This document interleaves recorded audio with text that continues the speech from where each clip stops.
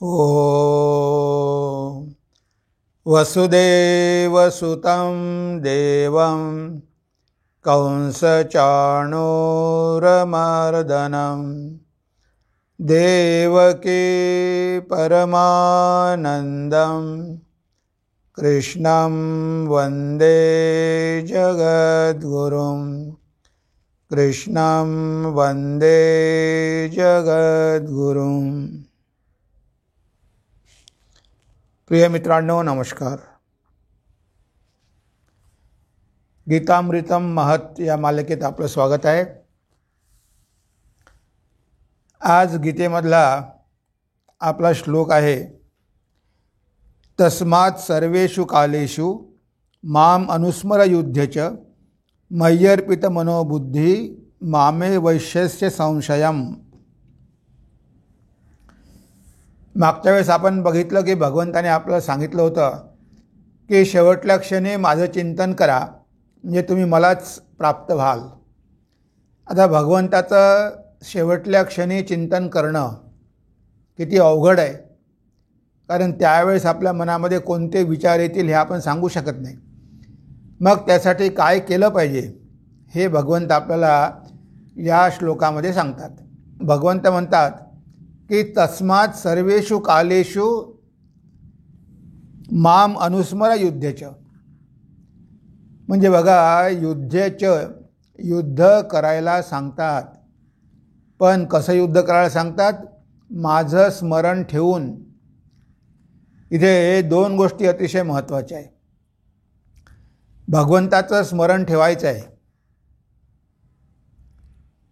पण रात्रंदिवस नुसतं भगवंताचं स्मरणच ठेवायचं, नुसतं जप करत राहायचा, नुसतं ध्यान करत राहायचं, भगवंताचं स्मरण करत राहायचं, असं भगवंत म्हणत नाही. भगवंत म्हणतात की युद्ध करताना माझं स्मरण कर. बघा किती महत्त्वाचा मुद्दा आहे.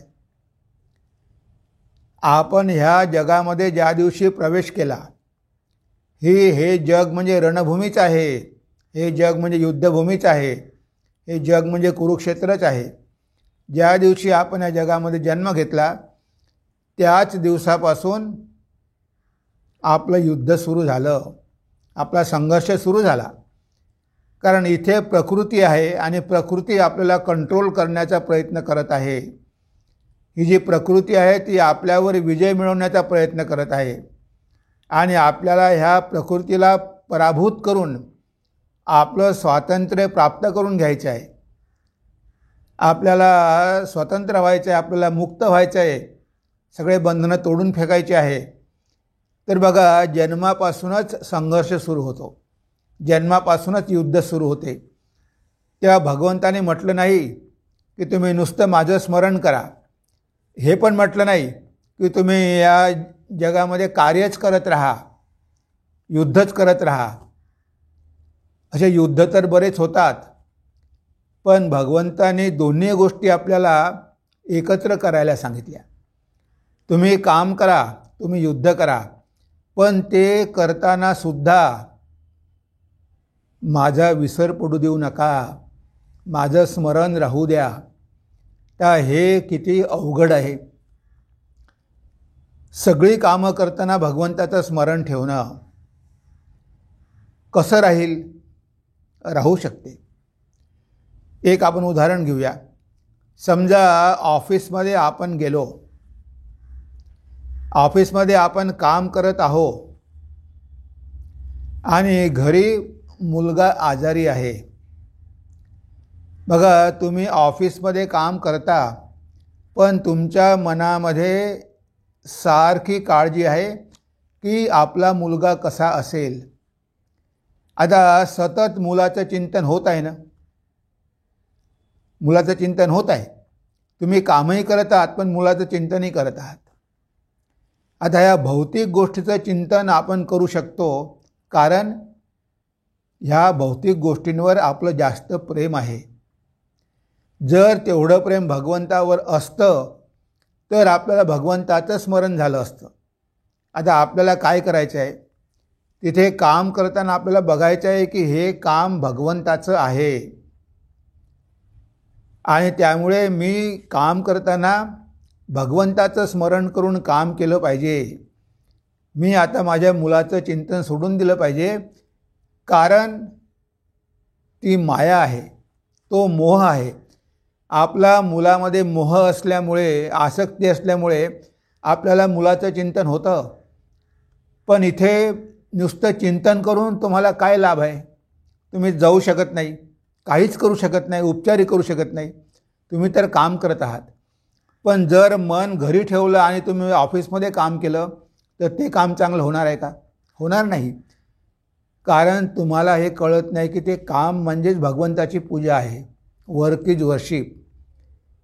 तुम्ही भगवंताचं स्मरण करत करत ते काम करा. एकाग्र मनानं करा, चांगल्या प्रकारे करा. बाकी सगळ्या गोष्टी विसरून जा. हे काम जे मला दिलेलं आहे, हे काम मला भगवंताने दिलेलं आहे. इथे मी भगवंताची पूजा करत आहे. मला या कामावरच माझं मन केंद्रित केलं पाहिजे. काम कसं चांगल्या प्रकारे होईल मला हाच विचार केला पाहिजे. आणि मधून भगवंताचं स्मरण केलं पाहिजे. म्हणजे बघा, तुमचं कामही चांगलं होईल आणि काम लवकरात लवकर संपेल. कारण तुम्ही पूर्ण मन देऊन केलेलं आहे. ते भगवंताचं काम आहे म्हणून केलेलं आहे.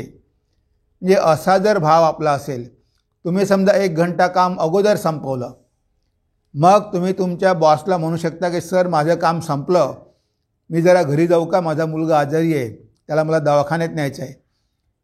मग तुम्ही 1 तास अगोदर गेला तरी काही हरकत नाही. पण तुम्ही जे 7 तास काम केलं ती भगवंताची पूजा म्हणून केलं, भगवंताचं काम म्हणून केलं, भगवंताचं स्मरण करत केलं. त्यामुळे ते काम तुमचं चांगलं होईल.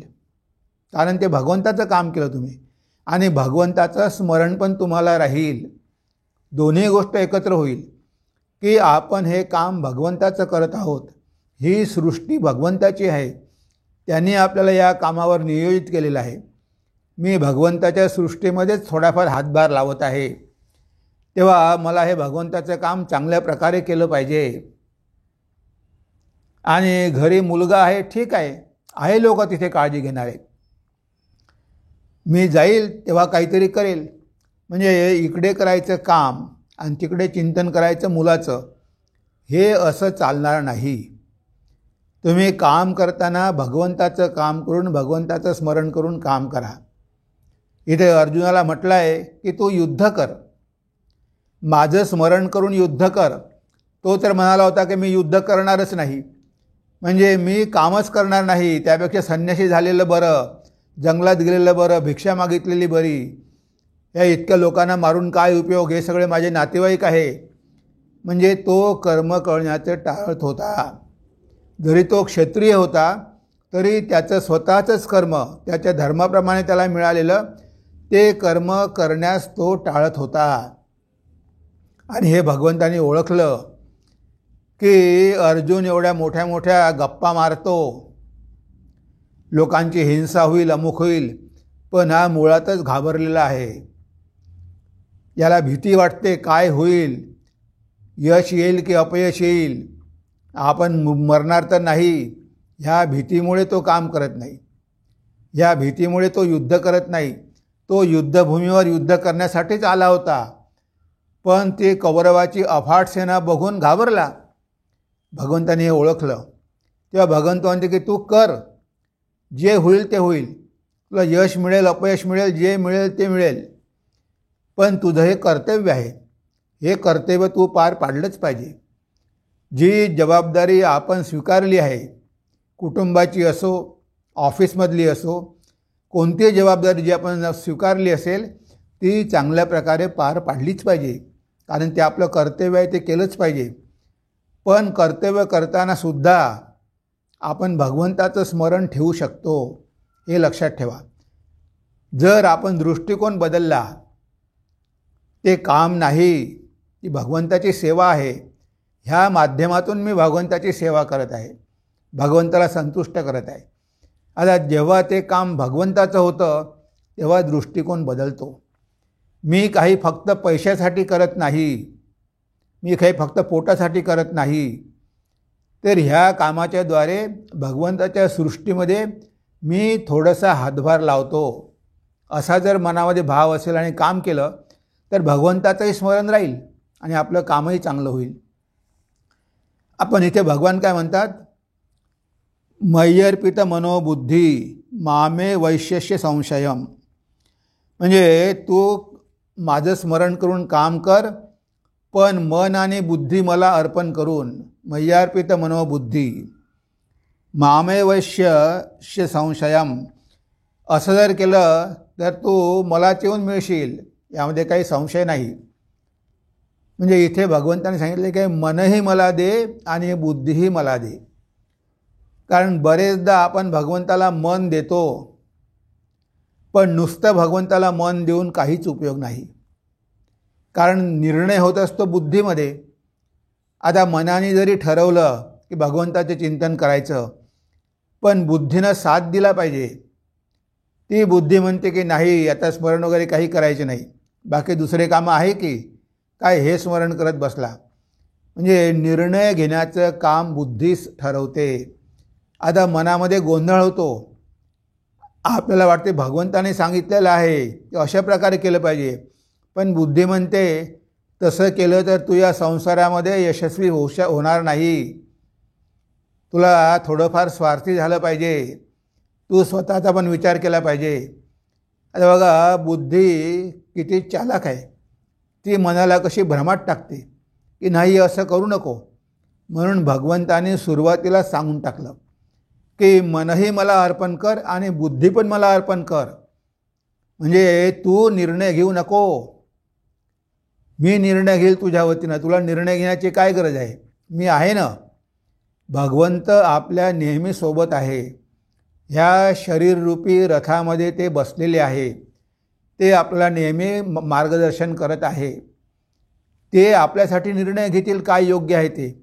पण आपण भगवंताला डालवून त्यांच्याकडे लक्ष न देता आपण स्वतः निर्णय घेतो आणि मग गोत्यात पडतो. आता तुम्ही मन आणि बुद्धी भगवंताला अर्पण केलेली आहे.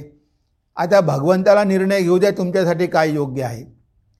पण कधीकधी मोहामुळे, आसक्तीमुळे आपण स्वतःच्या इच्छेप्रमाणे निर्णय घेतो. आता बघा, अर्जुन युद्ध करत आहे आणि त्याचा मुलगा अभिमन्यू युद्धामध्ये मारला गेलेला आहे. आता अभिमन्यू गेल्यामुळे अर्जुनाला मोह झाला की रे आपला मुलगा युद्धात मारला गेला. कोणी मारला? जयद्रथाने मारला. आता बघा, जयद्रथाने मुलगा मारला, माझा मुलगा आहे ना, आणि माझ्या मुलाला जयद्रथाने मारलं. अहंकारही आला आणि क्रोधही आला. म्हणजे अहंकार आणि क्रोध आणि मोह, माझा मुलगा, आणि अशा भ्रमामध्ये त्यानं निर्णय घेऊन टाकला की सूर्यास्तापूर्वी मी जयद्रथाचा वध करणार. भगवंत समोर बसलेले आहे, त्यांच्या हाती घोड्याची लगाम आहे, ते रथ चालवत आहे. तेव्हा कमीत कमी भगवंताला तर विचारायला पाहिजे होतं की भगवंत आता मी काय करू.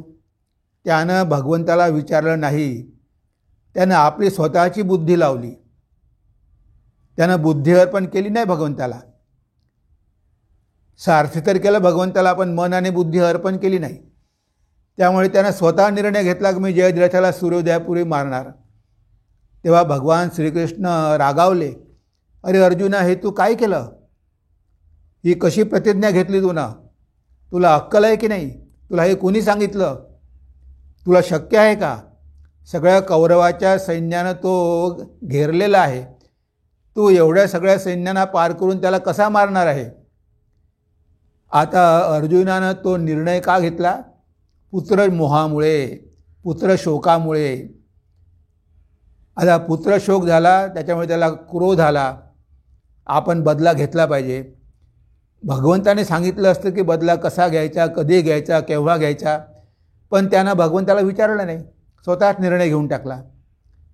आता भगवंतालाच त्यानं संकटामध्ये टाकलं स्वतः निर्णय घेतल्यामुळे. जर मन आणि बुद्धी भगवंताला अर्पण केली असती तर त्यानं तो निर्णय घेतलाच नसता. शेवटी मित्र ठरला ना, शेवटी भक्त आहे, मित्र आहे. भगवंताला त्याचं रक्षण करावंच लागेल, त्याची प्रतिज्ञा पूर्ण करावीच लागेल. त्यामुळे भगवंताला सुदर्शन चक्र पाठवून त्या सूर्याला झाकून टाकावं लागलं. बघा किती मुश्किलमध्ये टाकलं. जर भगवंताने तो चमत्कार केला नसता, सूर्याला जर ढाकलं नसतं, तर जयद्रथाला मारणं कधीच शक्य नव्हतं. अर्जुनाकडून ते कार्य कधीच होऊ शकलं नसतं. आणि तो म्हणाला की मी जर मारू शकलो नाही जयद्रथाला, तर मी अग्नीमध्ये प्रवेश करून स्वतः आत्मदहन करून घेईल.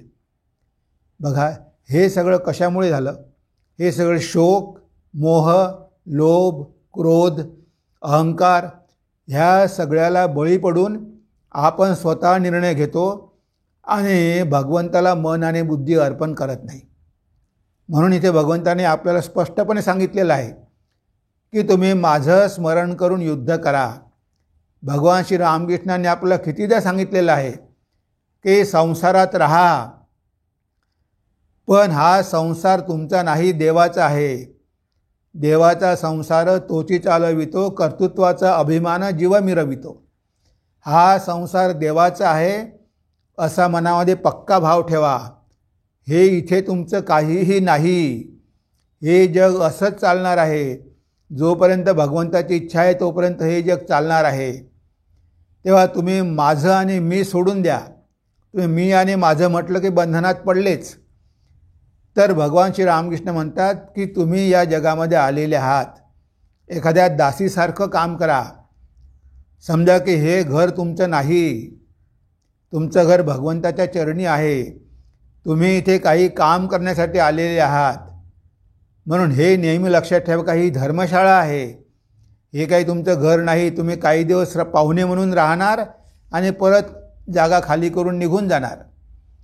हे आपण विसरतो. आपल्याला वाटतं की आपण इथे कायमचंच राहणार आहोत, हे आपलंच घर आहे, आणि आपण विसरतो की ही दुसऱ्याची मालमत्ता आहे. हे सगळं भगवंताचं आहे. ह्या भारतावर किती लोकांनी राज्य केलं. मुस्लिम आले, ब्रिटिश आले, ते म्हणायचे की आमची जमीन, आमची जागा, पण सगळे गेले. काय झालं? ते ठेवू शकले नाही, त्यांना जावं लागलं. म्हणजे इथे आपलं काहीच नाही. आपण जरी म्हटलं की माझं माझं माझं, तरी इथे आपलं काहीही नाही. जर हा भाव मनामध्ये स्थिर असेल तर आपला मोह, आपला शोक, आपला क्रोध, आपला अहंकार हे सगळे आपल्या मार्गामध्ये कधीच येणार नाही. जर भगवंताचं स्मरण होत असेल, काम करताना भगवंताचं स्मरण होत असेल, तर आपल्याला अहंकार पण येणार नाही.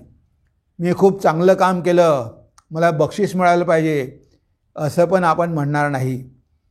मी चांगलं काम केलं असेल ते भगवंताने माझ्याकडून करून घेतलं. जे काही मिळालं असेल ते मी भगवंताला अर्पण करेल.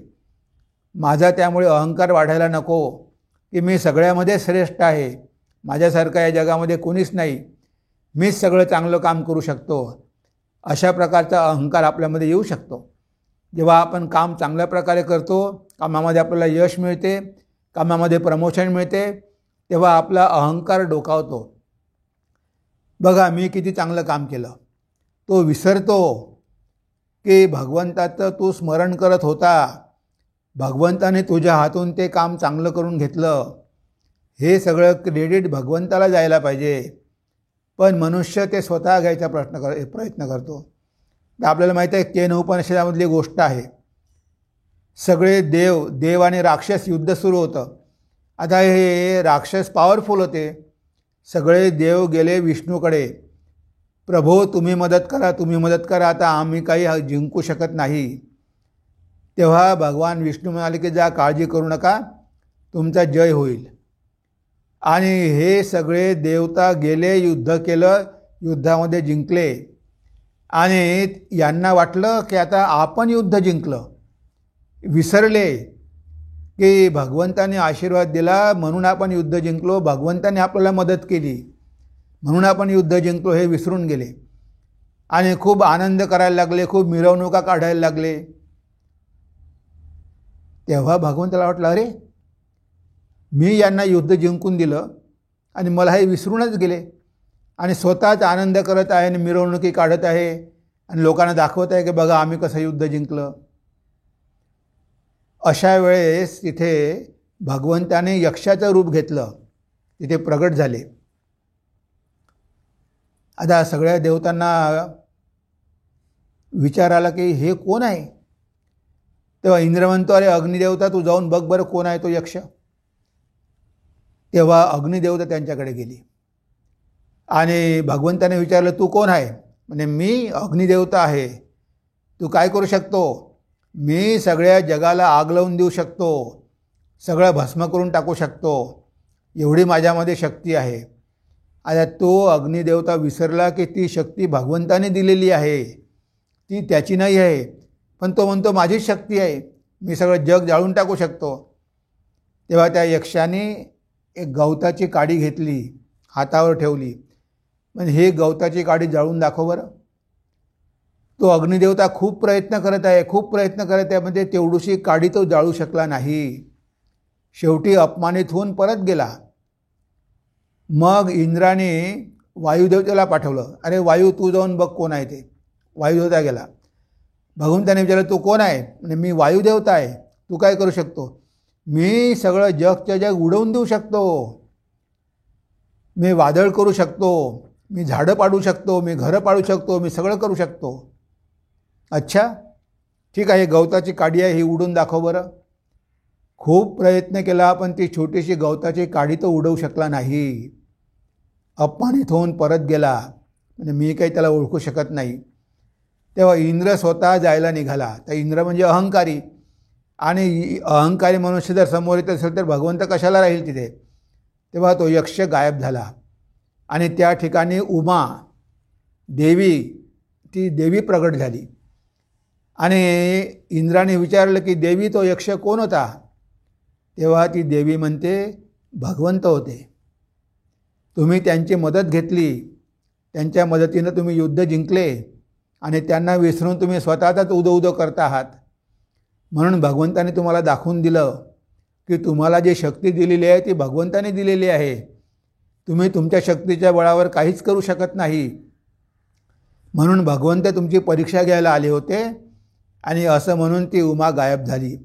म्हणजे बघा, देवांना भगवंताने युद्ध जिंकून दिलं, पण ते देवांना वाटलं की आम्हीच जिंकलं, ही सगळी शक्ती आमचीच आहे. ही सगळी शक्ती भगवंताची आहे. ते आपल्याला प्रेरणा देऊन त्यांचं काम करून घेतात. आपण काय करू शकतो. एक कर्म करण्याची प्रेरणा जे आपल्याला मिळते ते कोण देतं. तो आपल्या हृदयामध्ये भगवंत बसलेला आहे, तो आत्मा बसलेला आहे. तो आपल्याला प्रेरणा देऊन आपल्या हातून जगाचं कल्याण करून घेतो. ही त्याची महत्ता आहे, ही त्याची महानता आहे. हे आपण विसरतो आणि जेव्हा मी म्हणतो तेव्हा आपण बंधनात पडतो. मग भगवंताला विसरून जातो आणि आपण फक्त अहंकारी होतो. म्हणून भगवंताने या श्लोकामध्ये म्हटलं आहे की माझं स्मरण करा आणि मग संसाराची कर्म करा, आणि मन आणि बुद्धी मला अर्पण करा. तुम्ही स्वतः निर्णय घेऊ नका. मला मन बुद्धी अर्पण करा. तुमच्यासाठी काय योग्य आहे काय अयोग्य आहे मी ठरवणार आहे. मीच सगळं जग चालवतो. तुम्ही समजू नका की तुम्ही चालवत आहात. माझ्या इच्छेनंच हे जग चालत असते. सकली तुम्हारी इच्छा इच्छामयी तारा तुम्ही, तुम्हार कर्म तुम्ही करो मा लोके बोले करी आम्ही. रामप्रसादांचं गाणं आहे. ठाकूर म्हणायचे, आई तुझ्या इच्छेनं हे जग चालतं, तू सगळं काही करते, पण लोक म्हणतात की आम्ही करतो आम्ही करतो आम्ही करतो. हा लोकांचा अहंकार आहे. तेव्हा अशा प्रकारे जर आपण भगवंताला सरेंडर केलं, आपले मन बुद्धी समर्पित केली आणि जर भगवंताचं स्मरण करून आपलं कार्य केलं तर भगवंताला आपण नक्कीच प्राप्त होऊ. तो म्हणतो की ते मलाच येऊन मिळतील, मृत्यूसमयीसुद्धा त्यांना माझं चिंतन होईल. हा आहे मार्ग. जर आपल्याला भगवंताचं स्मरण नेहमीच असेल तर मृत्यूसमयी पण भगवंताचं स्मरण झाल्याशिवाय राहणार नाही. आणि भगवंताचं स्मरण झालं तर आपण भगवंताजवळच जाऊ, पुन्हा या संसारामध्ये येण्याची गरज राहणार नाही. हेच भगवंत या श्लोकाद्वारे आपल्याला सांगत आहे. तेव्हा आज आपण आपल्या चिंतनाला इथेच विराम देऊया. नमस्कार, धन्यवाद. सर्वे भवन्तु सुखिनः, सर्वे सन्तु निरामया, सर्वे भद्राणि पश्यन्तु, मा कश्चित् दुःखभाग् भवेत्. मा कश्चित् दुःखभाग् भवेत्। ओम शांति शांति शांति। हरि ओम तत्सत्। श्री रामकृष्णार्पणमस्तु।